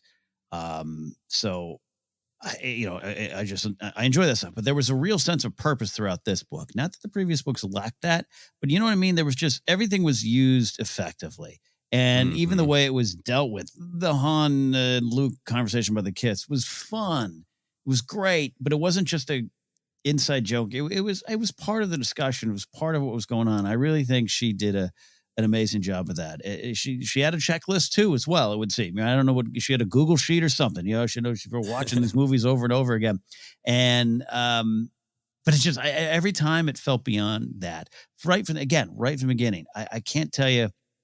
Can't stress enough how about that. The opening page won me over, of just Leia describing everything, and I could hear the music playing, whether it's classic Yub Nub celebration song or the special edition stuff. I heard the music, and I heard the sounds of the Ewoks pounding the empty stormtrooper helmets, and I'm like, yay! But then all of a sudden it takes this very poignant turn.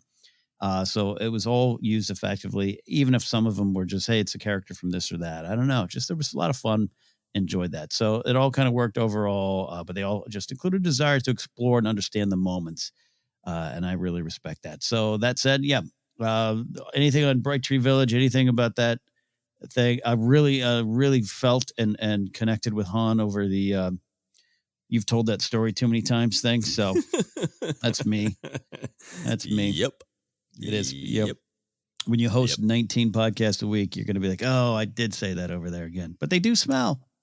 Yep. I know this is a thing I go on about, but yeah, extremely relatable.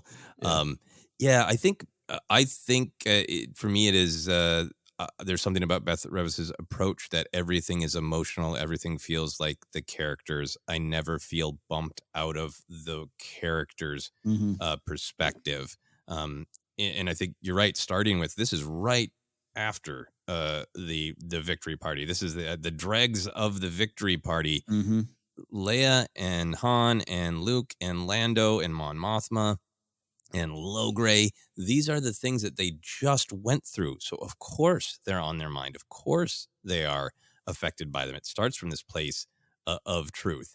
And I have enjoyed almost all of the Star Wars books we have read. I have mentioned it before, even in some of the books that I just really adore.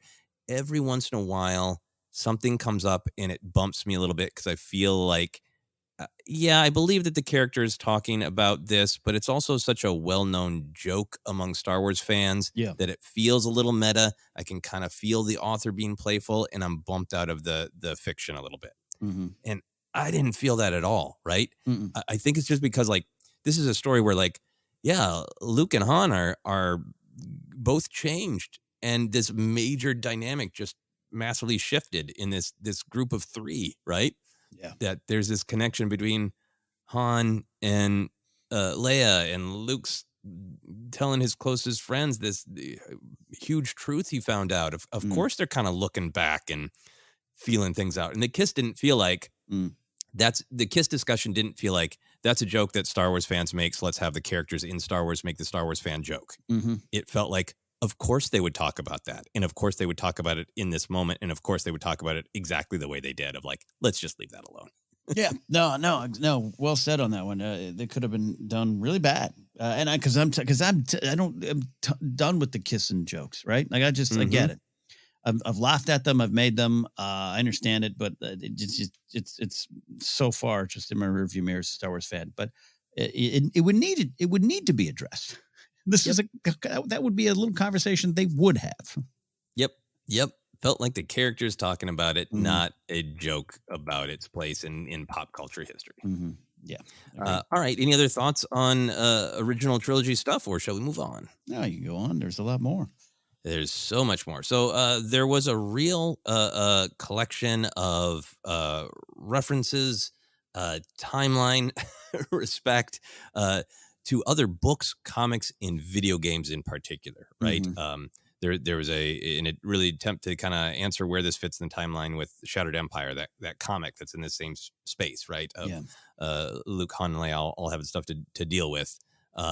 There's the appearance of Poe's parents, Kes Dameron and Shara Bay. There's the revelation that Shara Bay is Green One after the death of Arvel Krynite. And Han reflecting on his relationship with both of them, which is both movies and comics. The Imperial baddie who ends up showing up, Alicia Beck, is from that Journey to Force Awakens book, Smuggler's Run. It's also been adapted into a comic book. And Shara Bay actually impersonates Alicia Beck in one issue of the Shattered Empire comic. Leia, of course, talks about meeting Kira in, it's page 208. That is the summary of everything that she's gone through in the comic books recently. Operation Yellow Moon is referenced, which is from the Journey to Force Awakens Leia book, Moving Target. Lots of references, and references isn't the right word. Lots of storytelling and character building coming from everything we learned about Alderaanian culture and Leia's life, from Leia, Princess of Alderaan, the Rindan sword symbolizing the freedom to choose your fate, Leia feeling that at her wedding, the ritual of the Day of Demand, her mother Brea's accident and needing the pulmonodes to replace her heart and lungs. Leia dances and comforts Thane Kyrell. Yeah. From Lost Stars at her own wedding reception, still comforting other people. Yeah. We get some shout outs to the Halcyon being owned by Anzellans and being made by the Anzellan, same as Babu Frick, Shug Drabor, who we recently met and spent a decent amount of time with in the High Republic novel Midnight Horizon. Yeah, we did. We get Chandrilla, a lot of discussions. We see it briefly about discussions of what it looks like. Beautiful planet, rolling hills, domed trees, orange flags, honoring rebel pilots. And a lot of that felt like honoring Aftermath, where, that's where the capital is, right, at the time. Yeah. Yeah, absolutely. So is all of this for you, is this fulfilling this promise of interconnected storytelling, of valuing the books and the comics and the video games and saying they're sort of narratively just as important as the movies? Is that the overall effect for you? Or was there anything that felt like a checklist? No, I think it does work for me. I don't think we'll ever make people content overall. There's going to be some folks who, want more. And I think this is where you have that, we were told in 2014 that it all matters, right? That comes up a lot. And they did say that. Kathleen Kennedy did say something like that. But what was actually said is the question I have. What did you hear? What did you want to hear? And there are so many connections that sometimes I just have to sit back and wait to connect all the dots. You pulled up a great one. I forgot that Shara Bay impersonates her in the comic. Forgot that. That's a great connection. I never read Smuggler's Run, so I just I did the thing where I went, okay, it's been something I haven't. That's something I haven't read. But what all that means is it's not connected in that way that not just simply you have to read it all or play it all or experience it all, but just it's not weighed down by any of that. Every story can do what it needs to do, and then the stuff is there for you if you want it. And that's just the way I love to engage with it there. It's not a clue about what's coming. It's not this means that over here. So get your predictions ready. That's fun to a certain degree, but this is handled the best. And this book particularly was one of my favorites. And it was a roll call. It is kind of a can read like that but again, Beth Revis elevates it. It elevates it to really artful storytelling. So it all builds out the galaxy for me. Yeah, I think it can have that sort of direct, like, oh, I didn't read Smuggler's Run, so I'm really intrigued by Han's relationship with this Alicia Beck Imperial from the ISB, so I'll go read that. It can definitely have that. It definitely made me feel like, yeah, no, I know I've been meaning to get caught up on the War of the Bounty Hunters. I want to see all that Kira storytelling. I've been, it definitely worked on that level of, and remember, kids, editor's note from Stan Lee. It's in this comic book, kid. There's definitely that element there. But again, with the writing, it was stuff that makes the character's journey more rich and more true, right? Leia thinking about her parents during her wedding, right? She would think about Bail and Brea and what might have been if she would have had the regal wedding she was supposed to, right? Yeah. The thing with Alicia Beck, like that's fun because it's an Imperial that some of us know, but like there's some depth to that story in Smuggler's Run is like the first mission that Leia gives Han. He's like, oh, you're going to stick around, then you're doing things for us. Yeah. So it's got some actual emotional resonance. And I think that's the thing for me is like all of these things that could just look like hey, check this other story out, have some emotional resonance to me. And that's why I want Canon is to make these characters in this world feel more fleshed out, more real. It's not to me about like, I need to know the exact date this happened. And if anything ever disagrees with it, I'm going to be mad. That's not the canon I'm for. I'm for the canon that makes the characters in the world feel more rich and real and lived in. Yeah. Like I said, the connection to Beck is it doesn't make the story better or worse for me when I just go, oh, the one-eyed Imperial lady is here. That doesn't matter. It's their relationship, how it's referenced, how it's used, how it affects those in the story, and simple storytelling. I guess we're just explaining it, but I think she just really succeeds. And to be clear, like Mike Chen and Adam Christopher, the last kind of big writers out. We haven't read the Padawan book yet, you and I think there's some more in there. Wonderful stuff. Like when Beaumont Ken shows up in Shadow of the Sith, that was a big smile on my face. Oh my God, I love that. Great use of it. There's good. It just needs to be done with purpose. But again, it's beyond just the connections. Again, the fact that the college mentioned is the one that Afra studied at. I know that because I'm just currently reading the comics again, so it's in my head. But if I didn't know that, it really wouldn't matter. Yeah, I didn't. Obviously, I missed that literally because I'm not caught up on the Afra comics. But I didn't miss it. It didn't. It didn't make the story lesser. And it's kind of the way it should be. Yeah, and I think like a powerful thing to me is like Operation Cinder isn't in this list, but it kind of should be because Leia keeps wondering about like what is the Imperial up to, and starts getting the sense that even in death he had some plan up his sleeve to be spiteful. I wonder what that's about. I wonder how big of a problem that's going to be. And you want to like, Leia, it's Operation Cinder. Well, yeah, there's a couple. Here are the problems it's going to cause for you. So it's even that sort of richness of like she's worrying about something that she doesn't know the truth of yet. So the words Operation Cinder aren't used, but they're all over this book. Yeah, and I thought that's a great. I love you said that example because it hangs over it, and it hangs over in a way it's exciting to me. Where it isn't a checklist, and even the idea of like, well, why did Beck do that? She escaped. She couldn't have made the decision on her own. Ooh, someone else is running it, and you want to yell, Gallius Rax, Ray Sloan, and because it's not just it's still open, for the characters. I love they pointed that out. That was a great non-use almost of some of those things. Yeah, they're felt in their absence. And then there are plenty of other shows and movies other than the original trilogy, the sequels, Rogue One, all that stuff, Kenobi. So some connections to other shows and movies. I love seeing what the Skywalker twins kind of know about their prequel era, that Luke says he knows Jedi used to train from a young age, that Leia is offering Luke that, hey, I build the government and then you build the Jedi and we could still be together because they were paired in the old days. That one's so beautiful. Lola, the droid being listed in Leia's painful Alderaan memories was great. Just a little thing. Like I love when Han says Carabas because Han uses every swear word in the galaxy, but that one came to us mostly from Zeb from Rebels, right? Yeah. The big one of Kilad, the person who Han almost put out the airlock, designing a thermal oscillator to hold together Madurs, and that to me makes that not just some like techno babble of a thing they can blow up in The Force Awakens. Now there's this connection between technology. There's Han's understanding of it.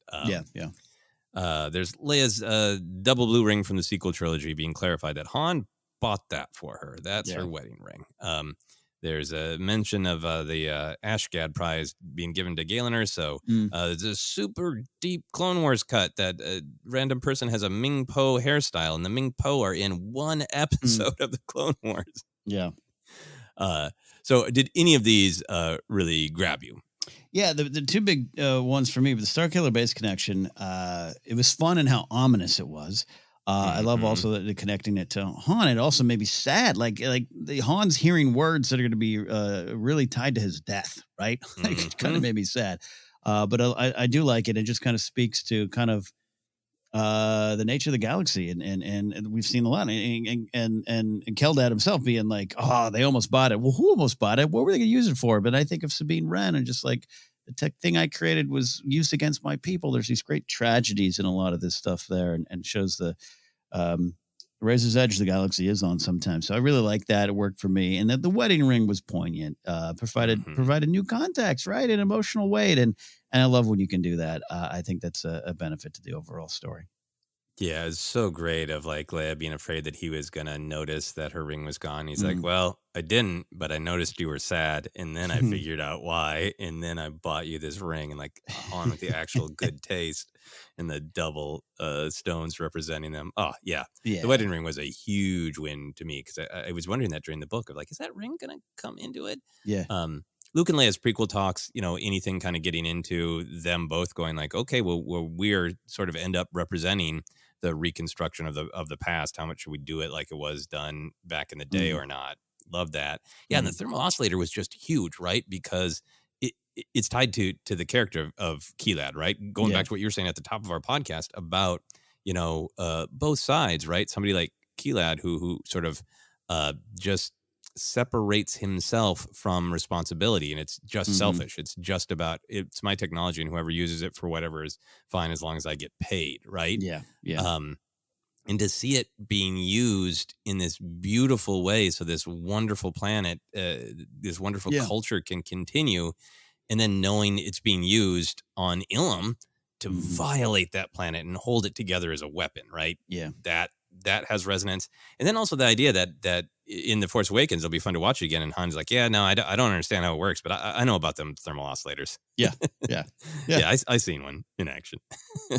Yeah. It's poignant and fun all at the same time. Yeah. So my final canon question for you is: Did you feel the specter of Ben Solo, his birth, his fall, in your mind at all in this book? Was Ben Solo a presence for you? Yes and no, not as much. I think just the overall, the path of their relationship and some of the successes, joys, and tragedies that are forthcoming. I think hung over all of it. But there's the moment Han and wondering about children. I think the thing about it is, because I did think about it at times. It's the idea that the future is wide open in many different directions, and it's still about choices, and still about there is never a final victory point, right? And we deal with that with this story. The Ewoks danced, but it's not over. And it's might be over on screen in 1983, but it still goes on if you're pulled into that world, and it goes on in our own lives. And a lot of that just in their relationship, their love, and how it's built, and some of the stuff we talked about earlier. So I did think about that a little bit, but it didn't hang over it for me a ton. Yeah, it didn't hang over it for me in a negative way at all. And I realize I probably sound negative the way I phrase that question. I really love the passage where Han just kind of freezes in place on Chandrila, looking at kids playing and going like, I never even thought about it. But is that possible? Is that something that I want? Is that something that she wants? And I think, so that made me think of Ben Solo. I think Leia wrestling with her past and the fear that the galaxy would find out about Vader, obviously, connects to everything that happens. But also this kind of overall theme of like, building the security for long-term joy matters, but also each moment in our life matters, and finding joy in a moment matters. And I think for me, that's why I enjoy the sequel trilogy of like, some bad times come to our heroes, but that's not the one and only definition of them. There's all this storytelling in between that are absolutely moments of joy and connection and victory. And I think I thought more about that. Yeah. No, well said. All right. Any moments we particularly enjoyed? This was one of those ones where it's like I had to make the decision to just read the book instead of writing down notes from every page, because there were so many impactful moments, big thematic moments, but just so many details, fun things that I loved. So what are a few that you loved? I loved, there's a couple moments with Han that I love where he's kind of one-upping the captain early on. A lot of it's to try to, get them to divert the ship, but there's and then Leia just kind of having that like, yeah, we get it. You're both really cool. We get it, Han. I just, let's ring true to the character of Han Solo. But then the flip side of that is, once the action does break out, right, and we got a kind of a classic third act Star Wars, we're going to go do something important and big. A lot of little moments in there of him and Leia in action. But when he gets up there and fires that cannon, a little later on, she's like, I'm paraphrasing, but did you probably enjoyed firing that cannon on that ship? Oh God, yeah, I did. I just really got Han. She really got Han. She got Leia. She got all the characters, but as growing up Han, man, that really worked for me. Yeah, absolutely. Do you have some more? Overall, great. I got to tell you, I did what you did too this time. I took not just I took less notes, but I just really, this story picked up for me, the speed picked up, and I just really sat back and enjoyed it all. And it's the interplay, it's the love, it's the banter, everything you come to love about Han and Leia, and that generations of fans grew up with. It's really represented on the pages so well. Han playing Sabak and sneaking back to play it. I love the Pronto Ronto Ugnaught. Like, I'm going to say Pronto Ronto to my dogs, a lot, and probably humans too. So overall, I don't have specific moment. I just really had a big smile on my face all through this. Really love it. Yeah. Oh, I meant to write down Pronto Ronto from Wosak Grimkin. Yeah. I love that Ugnaught. Because we have, now we have I have spoken, and we have Pronto Ronto. I don't think Queel would have a lot of patience for No. Pronto Ronto as a catchphrase. I think he'd be real annoyed by that one. I know Rontos. They are not Pronto. I have spoken. Pronto Ronto. I love the whole book, but I might someday just reread the first 100 pages because just all the details, all the fun on Endor. I love all the quality time we get with Han and Leia and there, the focus, but it's great to have the time with Luke and Lando and the fun. There's that thing on page 15. I think it's Leia who's talking about the low railings on the trees and saying, more than one pilot drunk on the jet juice in the celebrations after the destruction fell victim to the railing. Maybe worry about Wedge. Oh, yeah. The entire bachelor party chapter in particular was just like every detail is spot perfect. Lando somehow having a nice wine glass from somewhere and nobody knows how or why. The Ewoks angry that they weren't invited. Han sneaking suspicion. They're like, they can handle a lot of alcohol. 3PO being, pissed about hearing the wedding secondhand is just so it's protocol droid and sort of like hurt feelings at the same time. Yeah. Just every detail in there is great. In the actual wedding is beautiful with the great tree with Luke officiating, but Logray kind of trying to take over, Luke says, so many great sort of resonant things about Leia being a symbol of hope, Leia feeling the presence of Bail and Brea and the Rindon sword. Like there's all these just great moving, deep moments. So could go on and on. There are two Han moments that just really cracked me up that I wanted to be sure to share. On page 204, Han had stayed in worse places than a piece of modern art made of ice, but he was still dubious about the situation. So grumpy. And for perhaps my favorite passage from this entire book on page 180, when he's really upset about, doesn't even know where Leia is, what she's doing, and wants to spend time with her and grumble, but he likes those pies and he goes to get more pies. And I believe it's Kevin who's asking him if he's upset. And he's like, I'm not upset. I just want pie. Relatable, right, yes. Ken? Oh, I am you, hon. I am you. Yep. I'm not upset. I just want pie. That is definitely going to be a quote that lives with me. All right. We could list so many other moments, but we're going to head toward wrapping up. I'm curious about the future of these characters, this story. That's something we always talk about when we read books. Sometimes with the High Republic, it's wide open. But I wanted to ask you, I had a really strong experience reading this book, that this book made me want to immediately pick up the sequel where Beth Revis writes about Luke training Leia as like a companion book. This was about Han and Leia's relationship. Now let's have a Leia and Luke relationship book about that journey. Did you think about that? Did you feel that as you read this one? A big giant sure for me. You got go book. I thought I could list it in one of my moments I particularly enjoy, but her Beth Revis's description of Leia kind of coming to the understanding with the Force was really great Force writing, right? And sometimes the Force, it confuses me. Like, what is it? How do we use it right? And there's Jedi use it this way, and and I get the basics of it, obviously, but that was a real simple, direct understanding of it and of it for Leia. So yeah, I'm all on board for that idea. Let's do it. Yeah. Cause, we get these great broad strokes in Rise of Skywalker, but to really be in Leia's head and know that she's like, well, okay, if I go here and train, I have to give it my entire conviction, right? And we know the great sort of mythic plot point from Rise of Skywalker of sensing danger to her son at the end of her journey, but we also know the storytelling that's then supported lots of places, but but she really feels like her destiny is building the government, being a senator, an ambassador, a politician.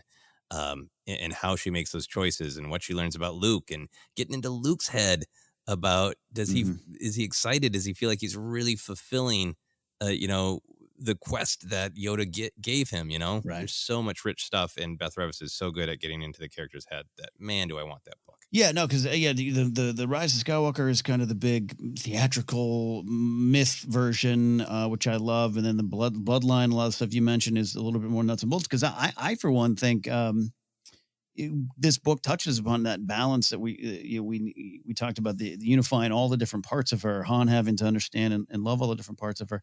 To me, if she had just run off to become just a Jedi, which is, that's a big task, that's a big title, it would have been a loss for the galaxy, is my take on it. It would have been a loss. It wouldn't have been we wouldn't have got complete Leia as that. So Beth Revis does a great job. I think she does a great job writing about those situations and characters, in which, the galaxy pulls us and the characters in multiple directions, and how do you deal with that? I wanted to write Kira right after Han and Chewie fly away. Because there's, we got a lot of comic writing with Kira and everything. And I definitely want Amelia Clark in the role at some point again, but the ship flies away. Kira's like, okay, great. Now what do I do? And I got Maul. And then Mon Mothma as the Empire rises. And we're going to get a lot of great Mothma content. And then I'm thinking, what if she just writes like a stage play? It's Mothma and Saw and their dinner, and it's just them talking. Like, I bet she could nail that kind of storytelling. Oh, man, that would be great. Yeah, those are one of the other moments I loved, when Mothma and Leia are having the political discussion, and then Mothma's just like, you're going to marry that rogue. Yeah. Yeah. It's so perfect. Absolutely love it. Yeah. I think for me, it's just this book's, I didn't expect that in this book, all of Leia's wrestling with the Force, and it was one of my favorite parts, and it made so much sense. And I loved how much was said about Luke, about both Han and Leia, kind of seeing like, he's really changed. He's still the kid we know, but he's on this different path. And what is that like? So anyway, we'll go on and on about that when that book or some version of that storytelling comes out. Is there any other Han and Leia storytelling that you're particularly excited for when we see them at the beginning of this journey? We have the end of the journey. We have a little bit of a later point with Bloodline. There's some great stuff there about how they've balanced their marriage and their careers and even eating habits. With Han liking spicy takeout and spilling it on his shirt is one of the details I always remember for Bloodline. But there's anywhere else on their married timeline that you want to spend time? Honestly, it seems weird, but more about their falling out around the Ben stuff, and a little bit of what we see in Force Awakens, the conversations there, and it was Snoke, all those things. And that's meaty stuff. And it's sad, but like, it's sad to say, you got Beth Revis gets them at the beginning here. I would love to see that kind of storytelling too. Just understand it. Yeah, no, I definitely understand that. And there's a lot of rich and interesting storytelling to be had there of like, they know exactly who Snoke is. Luke is clear on that Snoke already turned Kylo's heart. There's a lot of fun storytelling to be had there. I think for me, I think I am kind of obsessed with this. Like, just because there's some tragedy, some major tragedy, doesn't mean that there aren't fun and intriguing moments. And I would love an early adventure with young Ben. I mean, they're kind of playing with it in that canon adjacent at best Lego, summer adventure, where they're going on a family trip with Ben. And obviously the Lego stories are jokey and fun, but I would love an actual, like, in canon that like Leia and Han and Ben, when Ben's like 9 years old or something, like kind of on the cusp of being totally his own person, 9 years old, but still a child who needs their protection, and being able to kind of celebrate the closeness and the fun and the strain of that weird family. I would love just like an adventure. It doesn't have to be earth shattering, just a fun, interesting thing that happens to this, weird, beloved space family. Yeah. There's a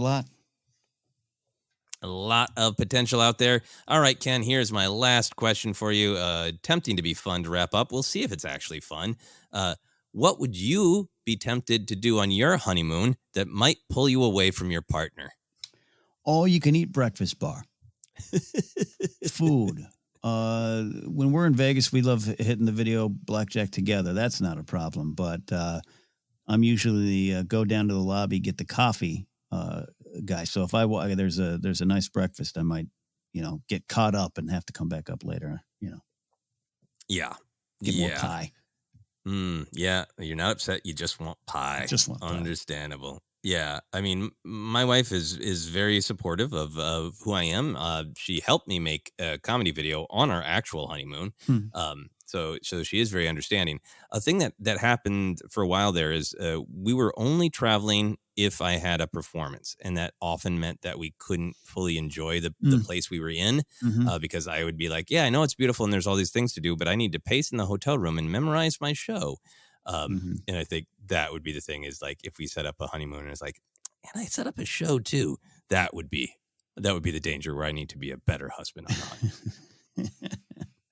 I feel you on that.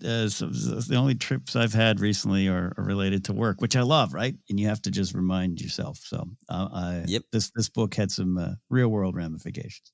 Some very real world ramifications. I mean, it's a huge part of the plot of the book, but we haven't even spent some time on it. Just so great that Leia's like, I know I'm on a cruise to enjoy my honeymoon and to be the diplomatic face of this cruise to show that it's all safe, it's all fun, it's great, it's out of the hands of the Empire, and also could I divert you? Yeah. Is so great. All right. This is once again been a longer review because there's a lot of great ideas in this book that I personally think is great. Ken, do you have any final thoughts? Just a lot of fun, man. I can't imagine anyone's listened to our review and before they've taken in the book. So if you've gone this far, you probably went on this journey with us. Tell your friends who are like, I don't want to read a commercial. Maybe they still will feel that at the end of it, but I really, really believe this is a wonderful book that deserves the attention of Star Wars fans of any generation, but particularly those who grew up with Han and Leia. And I got to say, Beth Revis is one of my favorite Star Wars writers, and I hope she gets another shot. Yep, I completely agree, and I think it is always great to be aware of subjectivity, and I think even if somebody picked up this book and felt like some of the Halcyon stuff felt a little commercially, even if you feel that way, there's so much else in this book that's rich and deep and just surface level fun like Star Wars should be. And I think if somebody did read this book and listened to this review and loved all of it, and you haven't read Rebel Rising, man, read Rebel Rising, particularly, when we're heading into a Rogue One and or Celebration time. I really hope a lot more people check out Rebel Rising because these are two of my favorite Star Wars books, both by the great Beth Revis. All right. With that, Ken, where can people find us? Hey, we are the ForceCenter Podcast. You can find us on Twitter at ForceCenter Pod. We're on Instagram and YouTube as well. Facebook page is ForceCenter Podcast. You can find us on Acast, iHeartRadio, Apple Podcasts, and more. Merch is available at tpublic.com/user/ForceCenter and patreon.com/ForceCenter is where you can support us directly. You can go to Ken Napzok on Instagram, Twitter, TikTok. Still, I got to get a video up. It's been a bit. I apologize. Or go to my website at getnapzok.com for more information. Just where can they go for you? Never apologize for not TikToking. You do it at your pace, Ken. There you go. You control your life, not the algorithm. Thank you, Mon Mothma. Thank you. You're going to do TikToks with that rogue? That's what Mon Mothma would say to Leia's social media presence. Actually, she'd love Leia to have a social media presence, wouldn't she? Yes. Anyway, you can find me on Twitter, Instagram, TikTok is at Joseph Scrimshaw, and you can check out my website at josephscrimshaw.com for all of my other comedy adventures. For now, for myself, for Ken, for the Ugnaught that says Pronto Ronto, this has been ForceCenter.